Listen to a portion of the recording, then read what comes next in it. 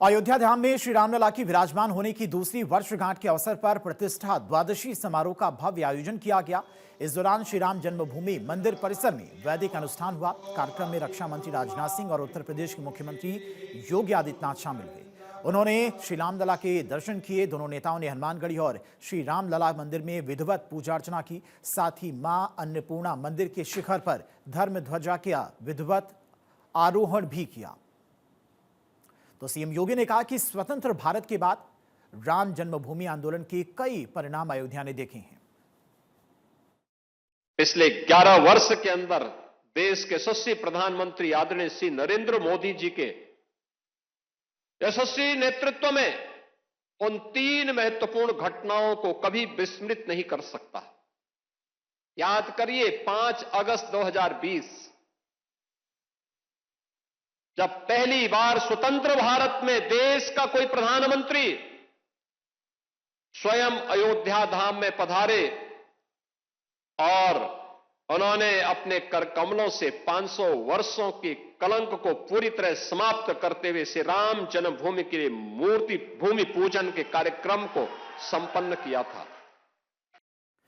मुख्यमंत्री योगी आदित्यनाथ ने कहा कि कुछ लोगों ने तुष्टीकरण और वोट बैंक की राजनीति के खातिर रामनगरी को युद्ध का मैदान बना दिया था। पिछली सरकार ने अयोध्या को लहूलुहान करने का प्रयास किया, लेकिन जहां की रक्षा हनुमान जी कर रही हो वहां भूत पिशाच निकट नहीं आती हैं। पिछले 5 वर्ष में 45 करोड़ से अधिक श्रद्धालु अयोध्या आए।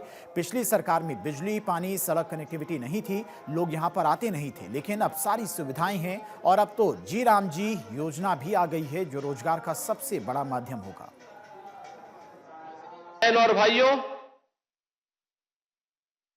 स्वतंत्र भारत के बाद श्री राम जन्मभूमि आंदोलन के अनेक पड़ाव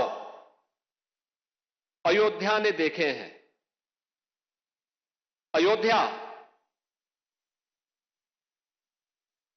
जिसके नाम से यह एहसास होता है कि यहां कभी युद्ध नहीं हुआ,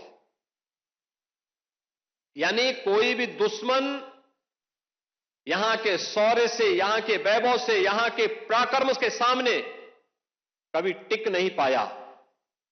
लेकिन कुछ लोगों ने अपने निहित स्वार्थ से मजहबी जनून और सत्ता की तुष्टीकरण की उस निकृष्टता में पड़ करके अयोध्या को भी उपद्रव और संघर्ष का एक अड्डा बना दिया था। इस मौके पर रक्षा मंत्री ने कहा कि आज इस पावन भूमि पर आकर मैं बहुत अभिभूत हूं।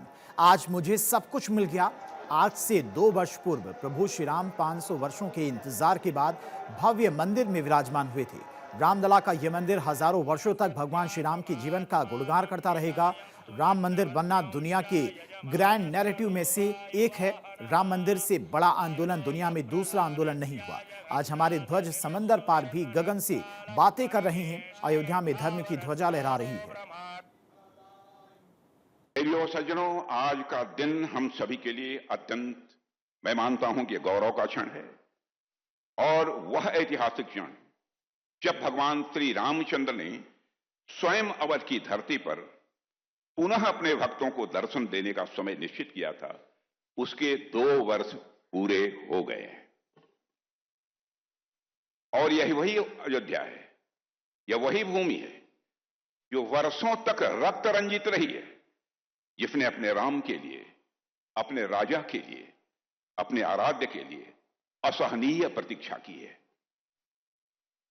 जिसने अपमान सहे, जिसने पीड़ा सही है, लेकिन फिर भी अपनी आस्था को कमजोर नहीं होने दिया, अपनी आस्था को डगमगाने नहीं दिया। रक्षा मंत्री राजनाथ सिंह ने कहा कि आज डबल इंजन की सरकार के नेतृत्व में अयोध्या आगे बढ़ रही है। Solar city, railway station, airport जैसी सुविधाओं के साथ अयोध्या विकास की अग्रिम पंक्ति में खड़ा है। धर्म, कर्तव्य, नीति और मर्यादा के कोई साक्षात स्वरूप हैं तो वो हमारे राम हैं।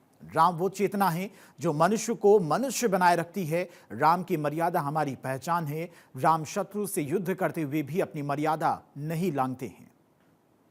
जब श्री प्रभु राम के आगमन के 2 वर्ष पूर्ण होने पर हम सभी यहां साक्षी बने खड़े हुए हैं, तो यह उन सदियों की प्रतीक्षा के पूर्ण होने का उत्सव है, ऐसा मैं मानता हूं।